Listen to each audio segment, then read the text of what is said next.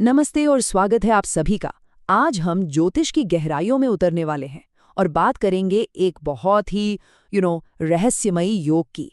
12वें भाव में चंद्रमा।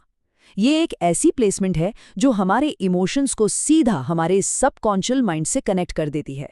तो चलिए मिलकर समझते हैं कि आखिर इसका मतलब क्या है। तो आज के सफर में हम क्या क्या देखने वाले हैं। सबसे पहले तो हम इस रहस्यमय योग का एक छोटा सा परिचय लेंगे। फिर जानेंगे कि ऐसे लोगों का मूल स्वभाव कैसा होता है, उनका गहरा आंतरिक संसार। इसके बाद हम इसके पॉजिटिव और चैलेंजिंग दोनों पहलुओं पर नजर डालेंगे। फिर आत्मा के मनोविज्ञान को समझेंगे और आखिर में कुछ उपाय और इसकी आध्यात्मिक शक्ति के बारे में बात करेंगे। चलिए शुरू करते हैं। सबसे पहले एक परिचय। सवाल ये है कि आखिर इसे इतना रहस्यमयी माना क्यों जाता है। इसका जवाब वो 12वें भाव की प्रकृति में ही छिपा है।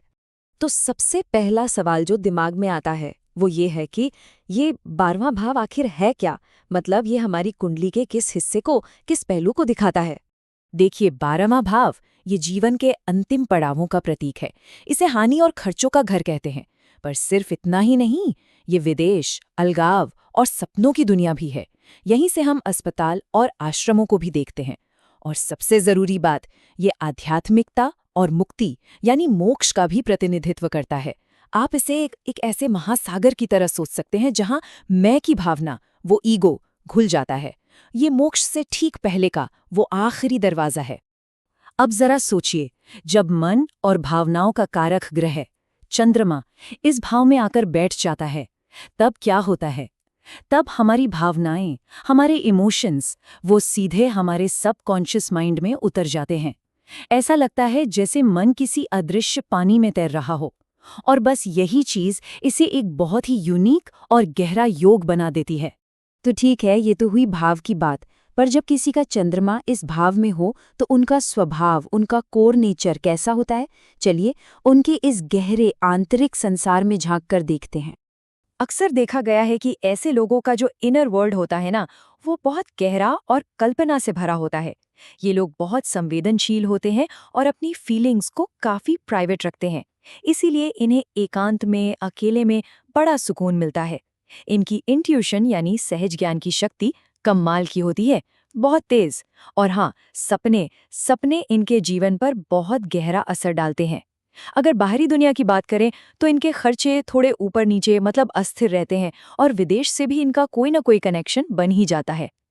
अब देखिए, जैसा हर सिक्के के दो पहलू होते हैं, वैसे ही इस योग के भी हैं। तो चलिए इसके पॉजिटिव ट्रेट्स और जो चैलेंजेस आ सकते हैं, दोनों पर एक नजर डालते हैं। तो सबसे पहले बात करते हैं अच्छी चीज़ों की। देखिए, इस योग की सबसे बड़ी खूबी ये है कि ये लोग उन एनर्जीज को भी फील कर लेते हैं जो दूसरों को दिखाई नहीं देती। इनका अंतर्ज्ञान बहुत पावरफुल होता है और ये नेचुरली बहुत दयालु और सहानुभूतिपूर्ण होते हैं। इनका जो ये क्रिएटिव और स्पिरिचुअल झुकाव है ना, यही इन्हें मेडिसिन, आर्ट या सोशल सर्विस जैसे फील्ड्स में बहुत सफल बनाता है। लेकिन हाँ, जैसा मैंने कहा, गहरे पानी में बैलेंस रखना जरूरी है। अगर ये योग थोड़ा अफ्लिक्टेड हो, मतलब पीड़ित हो, तो कुछ चैलेंजेस भी आ सकते हैं। जैसे इमोशनल आइसोलेशन, मतलब अकेलापन महसूस करना, बहुत ज्यादा सोचना, नींद में दिक्कतें आना और अंदर ही अंदर छिपे हुए डर और चिंताएं। लापरवाही से खर्च करने की वजह से फाइनेंशियल इंस्टेबिलिटी भी आ सकती है। और कभी-कभी ये लोग एस्केपिज्म, मतलब चीजों से भागने की कोशिश भी कर सकते हैं। चलिए अब थोड़ा और गहरा उतरते हैं। बात करते हैं आत्मा के मनोविज्ञान की। मतलब ये योग किसी इंसान के मन और आत्मा पर असल में कैसे असर डालता है। 12वें घर में चंद्रमा एक बहुत ही पावरफुल सबकॉन्शियस माइंड बनाता है। आप ऐसा समझिए कि ये लोग एक स्पंज की तरह होते हैं जो दूसरों की भावनाओं को, उनके इमोशंस को सोख लेते हैं। और यही वजह है कि भीड़-भाड़ वाली जगहें वो इनकी सारी एनर्जी ड्रेन कर सकती हैं और ये बहुत थका हुआ महसूस कर सकते हैं।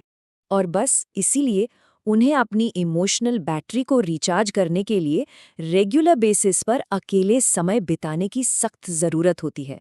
ये समझना बहुत ज़रूरी है कि इनकी जो असली इमोशनल सिक्योरिटी है ना, वो बाहरी दुनिया की सफलता से नहीं आती, बल्कि अंदर के एक आध्यात्मिक जुड़ाव से आती है। तो इनकी जिंदगी में कुछ थीम्स बार बार सामने आते हैं, जैसे कि विदेश यात्रा या वहाँ बसना, अपनी भावनाओं को बहुत प्राइवेट रखना और एक बहुत ही वाइब्रेंट सपनों की दुनिया। ये अक्सर दूसरों के लिए चुपचाप सैक्रिफाइस भी करते हैं और सांसारिक चीज़ों से थोड़ी दूरी बनाकर ही इनकी स्पिरिचुअल ग्रोथ होती है। और सच कहूं तो यही इस योग का कोर स्पिरिचुअल लेसन है। इनकी पूरी यात्रा असल में चीज़ों को लेट गो करने की कला सीखने के बारे में है। इनका जो सच्चा विकास है वो समर्पण से, सरेंडर करने से ही होता है। तो अब सवाल आता है कि इस पावरफुल एनर्जी को बैलेंस कैसे किया जाए। चलिए अब कुछ प्रैक्टिकल उपायों और इसकी असली आध्यात्मिक शक्ति को समझने पर फोकस करते हैं। देखिए, व्यय भाव में बैठा चंद्रमा हमें इमोशनल लिबरेशन यानी भावनात्मक मुक्ति का एक बहुत गहरा पाठ सिखाता है। ये बताता है कि हर लॉस, हर हानि नेगेटिव नहीं होती। कभी-कभी किसी चीज को खोना असल में एक तरह की मुक्ति होती है, एक बोझ से छुटकारा पाना।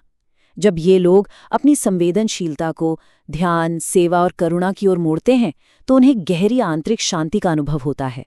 वो एक तरह से अनदेखे घावों के मरहम बन जाते हैं। तो अगर इस योग से जुड़े चैलेंजेस का सामना करना पड़ रहा है तो कुछ सरल उपाय हैं जो मदद कर सकते हैं। पहला, सोमवार को ओम सोम सुमाय नमः मंत्र का जाप करें। दूसरा, मेडिटेशन को अपनी रूटीन का हिस्सा बनाएं, ये बहुत फायदेमंद है। तीसरा, अपनी नींद की आदतों को सुधारें, एक हेल्दी स्लीप साइकिल बहुत जरूरी है। चौथा, सोमवार के दिन दूध या कोई भी सफेद चीज दान करें। और पांचवा, और ये बहुत जरूरी है, भावनाओं में बहकर ज्यादा खर्च करने से बचें। तो आखिर में अगर इस पूरी बात का सार निकाले तो वो यही है, 12वें घर में चंद्रमा एक ऐसी आत्मा का निर्माण करता है जो इस विजिबल वर्ल्ड से, इस देखी दिखाई दुनिया से कहीं आगे जाकर महसूस करती है। और जब ये एनर्जी बैलेंस हो जाती है ना, तो ये लोग अपनी इस एक्स्ट्रा ऑर्डिनरी सेंसिटिविटी को ही अपनी सबसे बड़ी ताकत बना लेते हैं। वो इसे एक स्पिरिचुअल स्ट्रेंथ और गहरी करुणा में बदल देते हैं, जो सिर्फ उन्हें ही नहीं बल्कि उनके आसपास के लोगों को भी फायदा पहुंचाती है। तो अगर आपको ये जानकारी दिलचस्प लगी और आप ज्योतिष की ऐसी ही गहरी बातों को और भी समझना चाहते हैं तो हमारे साथ जरूर जुड़ें। इस चर्चा को लाइक और शेयर कीजिए और हाँ, हमारे चैनल को सब्सक्राइब करना मत भूलिएगा। देखने के लिए बहुत बहुत शुक्रिया।